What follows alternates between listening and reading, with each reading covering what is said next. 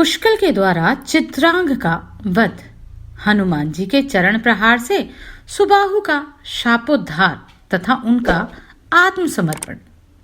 शेष जी कहते हैं, मुने, राजकुमार चित्रांग क्रौंचव्यूह के कंठ भाग में रथ पर विराजमान थे। अनेकों वीरों से घिरे हुए होने के कारण उनकी बड़ी शोभा हो रही थी। वराह अवतारधारी भगवान विष्णु ने जिस प्रकार समूह में प्रवेश किया था, उसी प्रकार उसने भी शत्रुघ्न की सेना में प्रवेश किया।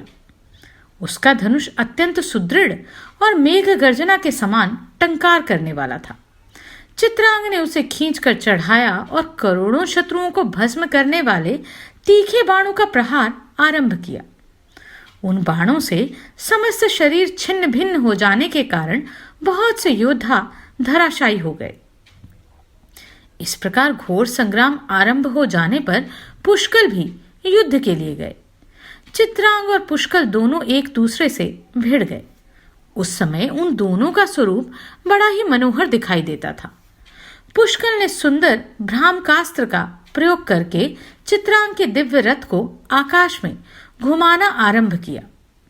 यह एक अद्भुत सी बात हुई।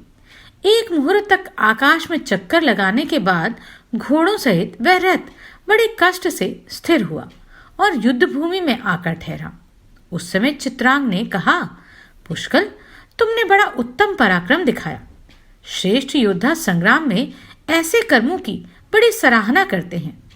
तुम घोड़ों सहित मेरे रथ को आकाश में घुमाते रह गए, किंतु अब मेरा भी पराक्रम देखो, जिसकी शूरवीर प्रशंसा करते हैं। ऐसा कहकर चित्रांग ने युद्ध में बड़े भयंकर अस्त्र का प्रयोग किया। इस बाण से आबद्ध होकर पुष्कल का रथ आकाश में पक्षी की भांति घोड़े और सारथी सहित चक्कर लगाने लगा। पुत्र का यह पराक्रम देखकर राजा सुबाहु को बड़ा विस्मय हुआ। शत्रुवीरों का दमन करने वाले पुष्कल जब किसी तरह धरती पर आकर ठहरे, तो उन्होंने घोड़े और सारथी सहित चित्रांग के रथ को अपने बाणों से नष्ट कर दिया। जब वह रथ टूट गया तो वीर चित्रांग पुनः दूसरे रथ पर सवार हुआ, परंतु पुष्कल ने लगे हाथ उसे भी अपने बाणों से नष्ट कर डाला। इस प्रकार उस युद्ध के मैदान में वीर पुष्कल ने राजकुमार चित्रांग के 10 रथ चौपट कर दिए। जब चित्रांग एक विचित्र रथ पर सवार होकर पुष्कल के साथ युद्ध करने के लिए बड़े वेग से आए, उसने क्रोध में भरकर 5 भल्ल हाथ में लिए और महातेजस्वी भरत के पुत्र के मस्तक को उनका निशाना बनाया। उन भल्लों की चोट खाकर पुष्कल क्रोध से जल उठे और धनुष पर बाण का संधान करके चित्रांग को मार डालने की प्रतिज्ञा करते हुए बोले, चित्रांग, यदि इस बाण से मैं तुम्हारे प्राण न ले लूं, तो शील और सदाचार से शोभा पाने वाली सती नारी को कलंकित करने से यमराज के वश में पड़े हुए पापी मनुष्य को जिस लोक की प्राप्ति होती है, वही मुझे भी मिले। मेरी यह प्रतिज्ञा सत्य हो। पुष्कल का यह उत्तम वचन सुनकर शत्रु पक्ष के वीरों का नाश करने वाले बुद्धिमान वीर चित्रांग हंसकर बोले, शूर शिरोमणे, प्राणियों की मृत्यु सदा और सर्वत्र ही हो सकती है, परंतु मुझे अपने मरने का दुख नहीं है। किंतु तुम मेरे वध के लिए जो प्राण छोड़ोगे, उसे मैं यदि काट न डालूं, तो उस अवस्था में मेरी प्रतिज्ञा सुनो। जो मनुष्य तीर्थ यात्रा की इच्छा रखने वाले पुरुष का मानसिक उत्साह नष्ट करता है, उसको लगने वाले पाप मुझे भी लगे, क्योंकि इस दशा में मैं प्रतिज्ञा भंग का अपराधी समझा जाऊंगा। इतना कहकर चित्रांग चुप हो गए। उसने अपने धनुष को संभाला। तब पुष्कल बोले, यदि मैंने निष्कपट भाव से श्री रामचंद्र जी के युगल चरणों की उपासना की हो, तो मेरी बात सच्ची हो जाए। यदि मैं अपनी स्त्री के सिवा दूसरी किसी स्त्री का मन में भी विचार ना करता हूं, तो इस सत्य के प्रभाव से युद्ध में मेरी वचन सत्य हो। यह कहकर पुष्कल ने तुरंत ही अपने धनुष पर एक बाण चढ़ाया, जो कालाग्नि के समान तेजस्वी तथा वीरों के मस्तक का उच्छेद करने वाला था। उस बाण को उन्होंने चित्रांग के ऊपर छोड़ दिया। वह बाण छूटता देख बलवान राजकुमार ने भी धनुष पर कालाग्नि के समान एक तीक्ष्ण बाण चढ़ाया और उससे अपने वध के लिए आते हुए पुष्कल के बाण को काट डाला। उस समय बाण के कट जाने पर पुष्कल की सेना में भारी हाहाकार मचा। कटे हुए बाण का पिछला आधा भाग धरती पर गिर पड़ा, किंतु पूर्वाध भाग, जिसमें बाण का फल या नोक जुड़ा हुआ था, आगे बढ़ा। उसने एक ही क्षण में कमल की नाल के समान चित्रांग का गला काट डाला। राजकुमार का सुंदर मस्तक, किरीट और कुंडलों सहित पृथ्वी पर गिर पड़ा और आकाश से गिरे हुए चंद्रमा की भांति शोभा पाने लगा। भरत कुमार वीरवर पुष्कल ने राजकुमार चित्रांग को भूमि पर पड़ा देख उस क्रौंच व्यूह के भीतर प्रवेश किया, जो समस्त वीरों से सुशोभित हो रहा था। तदनंतर उन्होंने पुत्र चित्रांग को प्राणहीन होकर धरती पर पड़ा देखा। राजा सुबाहु पुत्र शोक से अत्यंत दुखी होकर विलाप करने लगे। उस समय राजकुमार विचित्र और दमन अपने अपने रथ पर बैठकर आगे आए और पिता के चरणों में प्रणाम करके समय उचित वचन बोले। राजन, हम लोगों के जीते जी आपके हृदय में दुख क्यों हो रहा है? वीर पुरुषों को तो युद्ध में मृत्यु अत्यंत अभिष्ट होती है। यह चित्रांग धन्य है जो वीर भूमि में शोभा पा रहा है। महामते, आप शोक छोड़िए। दुख से इतने आतुर क्यों हो रहे हैं? मान्यवर, हम दोनों को युद्ध के लिए आज्ञा दीजिए और स्वयं भी युद्ध में मन लगाइए। अपनी वीरता पर गर्व करने वाले दोनों पुत्रों का यह वचन सुनकर महाराज ने शोक त्याग दिया और युद्ध के लिए निश्चय किया। साथ ही संग्राम में उन्मत्त होकर लड़ने वाले वे दोनों भाई विचित्र और दमन भी अपने समान योद्धा की अभिलाषा करते हुए असंख्य सैनिकों से भरी हुई शत्रु की सेना में घुस गए। दमन ने रिपुताप के और विचित्र ने नील रत्न के साथ लोहा लिया। वे दोनों वीर रणभूमि में उत्साहपूर्वक युद्ध करने लगे। स्वयं सुबाहु सुवर्ण जटित रथ पर सवार हो करोड़ों वीरों से घिरे हुए शत्रुघ्न के साथ युद्ध करने के लिए चले। सुबाहु को पुत्रवध के कारण रोष में भरकर युद्ध के लिए आते और सैनिकों का नाश करते देखकर शत्रुघ्न के पार्श्व भाग की रक्षा करने वाले हनुमान जी उनकी ओर दौड़े। नख ही उनके आयुध थे और वे युद्ध में मेघ की भांति विकट गर्जना कर रहे थे। उस समय सुबाहु ने 10 बाणों से हनुमान जी की छाती में बड़े वेग से चोट की, परंतु हनुमान जी बड़े भयंकर वीर थे। उन्होंने सुबाहु के छोड़े हुए सभी बाण अपने हाथ से पकड़ लिए और उन्हें तिल तिल करके तोड़ डाला। वे महान बलवान तो थे ही, राजा के रथ को अपनी पूंछ में लपेटकर वेग पूर्वक खींच ले गए। उन्हें रथ लेकर जाते देख नृपशेष सुबाहु आकाश में ही खड़े हो गए और तीखी नोक वाले सायकों से उनकी पूंछ, मुख, हृदय, बाहु और चरणों में बारंबार चोट पहुंचाने लगे। तब कपिवर हनुमान जी को बड़ा क्रोध हुआ। उन्होंने वेग से उछलकर उत्तम योद्धाओं से सुशोभित राजा सुबाहु की छाती में लात मारी। राजा उनके चरण प्रहार से मूर्छित होकर धरती पर गिर पड़े और मुख से गरम गरम रक्त वमन करने लगे। उस समय वे जोर जोर से सांस लेते हुए कांप रहे थे। मूर्छावस्था में ही राजा ने एक स्वप्न देखा। अयोध्यापुरी में सरयू के तट पर भगवान श्री रामचंद्र जी यज्ञ मंडप के भीतर विराजमान हैं। यज्ञ कराने वालों में श्रेष्ठ अनेक ब्राह्मण उन्हें घेर कर बैठे हुए हैं। ब्रह्मा आदि देवता और करोड़ों ब्रह्मांड के प्राणी हाथ जोड़े खड़े हैं तथा बारंबार भगवान की स्तुति कर रहे हैं। भगवान श्री राम का विग्रह श्याम रंग का है। उनके नेत्र सुंदर हैं। उन्होंने अपने हाथ में मृग का सींग धारण कर रखा है। नारद आदि देवऋषिगण हाथों से वीणा बजाते हुए उनका सुयश गान कर रहे हैं। चारों वेद मूर्तिमान होकर रघुनाथ जी की उपासना करते हैं। संसार में जो कुछ भी सुंदर वस्तु है उन सब के दाता पूर्ण ब्रह्म भगवान श्री राम ही हैं। इस प्रकार स्वप्न देखते देखते वे जाग उठे। उन्हें चेत हो आया। फिर तो वे शत्रुघ्न के चरणों की ओर पैदल ही चल पड़े। धर्मज्ञ महाराज ने युद्ध के लिए उद्वत हुए सुकेतु, विचित्र और दमन को बुलाकर लड़ने से रोका और कहा, अब शीघ्र ही युद्ध बंद करो दमन। ये बहुत बड़ा अन्याय हुआ जो तुमने भगवान श्री राम के तेजस्वी अश्व को पकड़ लिया। ये श्री रामचंद्र जी कार्य और कारण से परे साक्षात पर ब्रह्म है, चराचर जगत के स्वामी हैं। मानव शरीर धारण करने पर भी वे वास्तव में मनुष्य नहीं हैं। इन्हें इस रूप में जान लेना ही ब्रह्म ज्ञान है। इस तत्व को मैं अभी समझ पाया हूं। मेरे पापहीन पुत्रों, पूर्व काल में असितांग मुनि के शाप से मेरा ज्ञान रूपी धन नष्ट हो गया था। वह प्रसंग मैं सुनाता हूं। प्राचीन समय की बात है। मैं तत्वज्ञान प्राप्त करने की इच्छा से तीर्थ यात्रा के लिए निकला।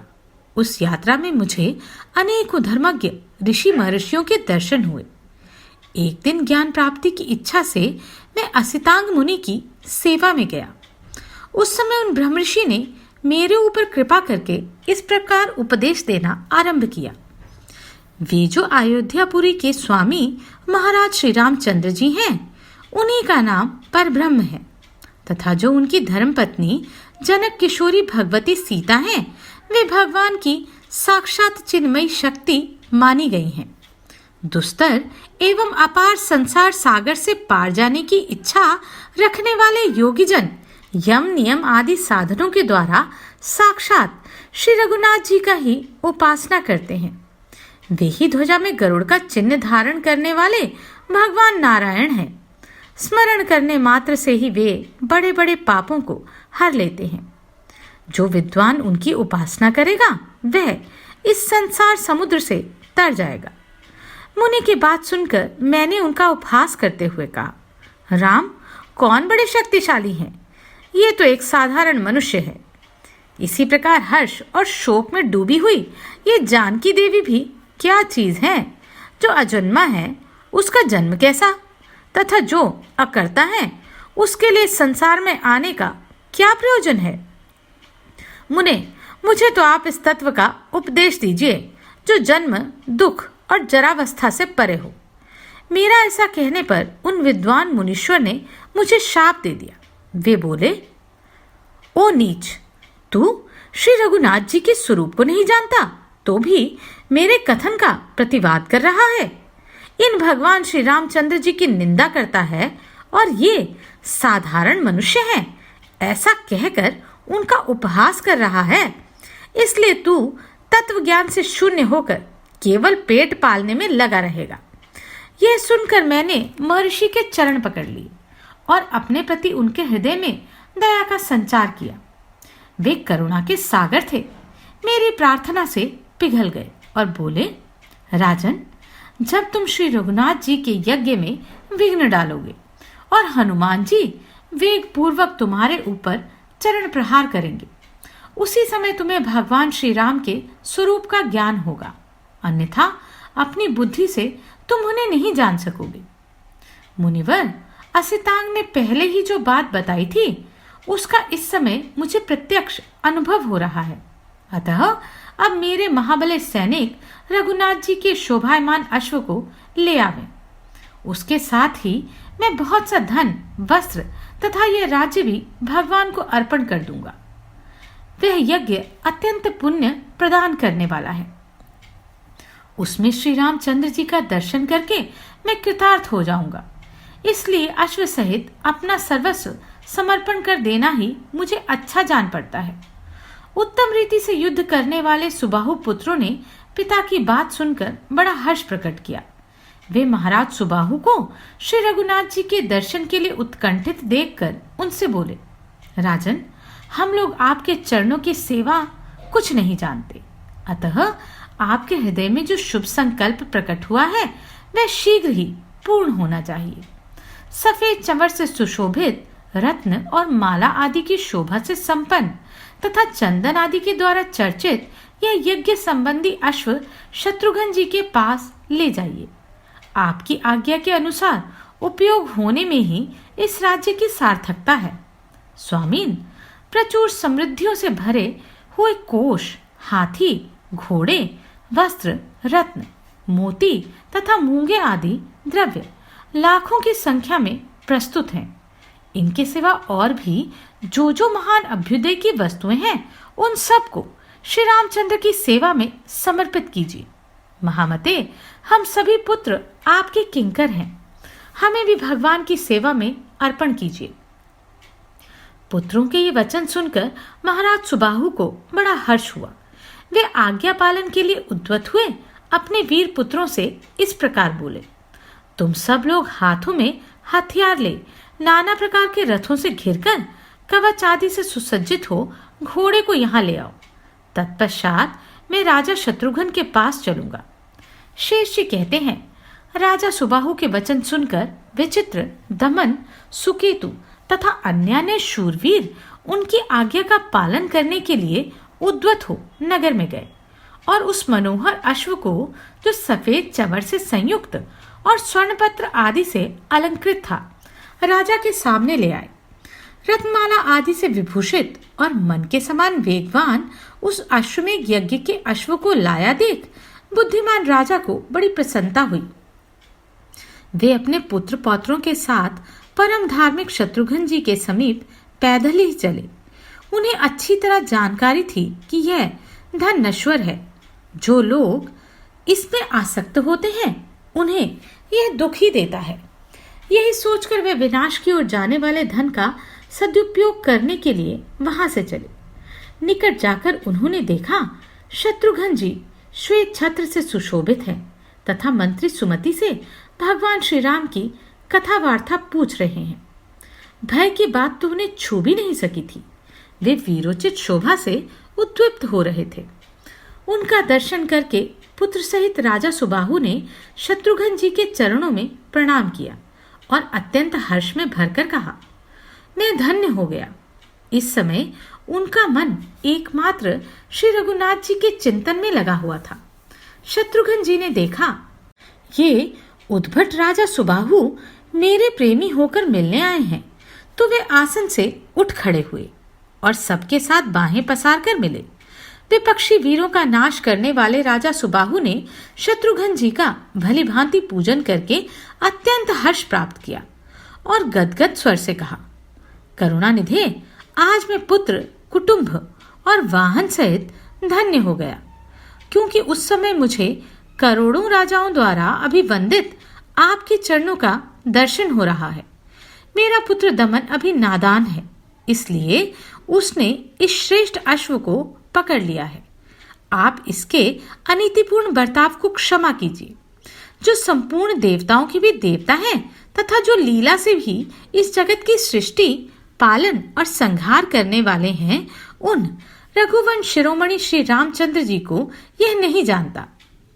इसी से इसके द्वारा यह अपराध हो गया है। हमारे इस राज्य का प्रत्येक अंग समृद्धिशाली है। सेना और सवारियों की संख्या भी बहुत बड़ी चढ़ी है। ये सब श्री राम की सेवा में समर्पित है। ये मेरे पुत्र और हम भी आप ही के हैं। हम सब लोगों के स्वामी भगवान श्री राम ही हैं। हम आपकी प्रत्येक आज्ञा का पालन करेंगे। मेरी दी हुई ये सभी वस्तुएं स्वीकार करके इन्हें सफल बनाइए। मेरे पास कोई भी ऐसी वस्तु नहीं जो ग्रहण करने के योग्य ना हो। श्री रामचंद्र जी के चरणारविंदों के मधुकर हनुमान जी कहाँ हैं? उन्हीं की कृपा से मैं राजाधिराज भगवान राम का दर्शन करूंगा। साधुओं का संग हो जाने पर इस पृथ्वी पर क्या क्या नहीं मिल जाता। मैं महामूढ़ था, किंतु संत के प्रसाद से आज मेरा ब्रह्मशाप से उद्धार हुआ है। अब मैं पद्मपत्र के समान विशाल लोचन वाले महाराज श्री रघुनाथ जी का दर्शन करके इस लोक में जन्म लेने का संपूर्ण एवं दुर्लभ फल प्राप्त करूंगा। मेरी आयु का बहुत बड़ा भाग श्री राम के वियोग में ही बीत गया। अब थोड़ी सी ही आयु शेष रह गई है। इसमें मैं श्री रघुनाथ जी का कैसे दर्शन करूंगा?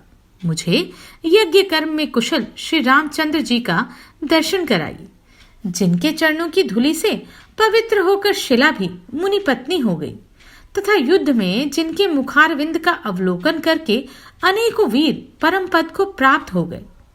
जो लोग आदर पूर्वक श्री रघुनाथ जी के नाम लेते हैं, वे सभी परम धाम को प्राप्त होते हैं। जिसका योगी लोग चिंतन किया करते हैं, अयोध्या के लोग धन्य हैं, जो अपने नेत्रपुटों के द्वारा श्री राम के मुख कमल का मकरंद पान करके सुख पाते और महान अभ्युदय को प्राप्त होते हैं। शत्रुघ्न ने कहा, राजन, आप ऐसा क्यों कहते हैं? आप वृद्ध होने के नाते मेरे पूज्य हैं। आपका यह सारा राज्य राजकुमार दमन के अधिकार में रहना चाहिए। क्षत्रियों का कर्तव्य ही ऐसा है जो युद्ध का अवसर उपस्थित कर देता है। संपूर्ण राज्य और यह धन सब मेरी आज्ञा से लौटा ले जाइए। महीपते, जिस प्रकार श्री रघुनाथ जी मेरे लिए मन वाणी द्वारा सदा ही पूज्य हैं, उसी प्रकार आप भी पूजनीय होंगे। इस अश्व के पीछे चलने के लिए आप भी तैयार हो जाइए। परम बुद्धिमान शत्रुघ्न जी का कथन सुनकर सुबाहु ने अपने पुत्र को राज्य पर अभिषिक्त कर दिया।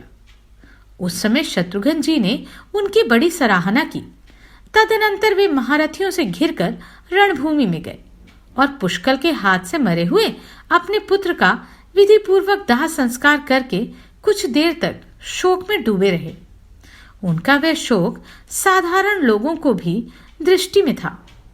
वास्तव में तो वे महारथी नरेश तत्वज्ञानी थे। अतः श्री रघुनाथ जी का निरंतर स्मरण करते हुए उन्होंने ज्ञान के द्वारा अपना समस्त शोक दूर कर लिया था। फिर अस्त्र शस्त्रों से सुसज्जित होकर रथ पर बैठे और विशाल सेना के साथ महारथियों को आगे करके शत्रुघ्न के पास आए। राजा शत्रुघ्न ने सुबाहु को संपूर्ण सेना के साथ उपस्थित देख घोड़े की रक्षा के लिए जाने का विचार किया। सुबाहु के यहाँ छूटने पर वह भालपत्र से चिन्हित अश्व भारतवर्ष की वामाव्रत परिक्रमा करता हुआ पूर्व दिशा के अनेकों देशों में गया। उन सभी देशों में बड़े बड़े शूरवीरों द्वारा पूजित भूपाल उस अश्व को प्रणाम करते थे। कोई भी उसे पकड़ता नहीं था। कोई विचित्र विचित्र वस्त्र, कोई अपना महान राज्य तथा कोई धन वैभव या और कोई वस्तु भेंट के लिए लाकर अश्व सहित शत्रुघ्न को प्रणाम करते थे।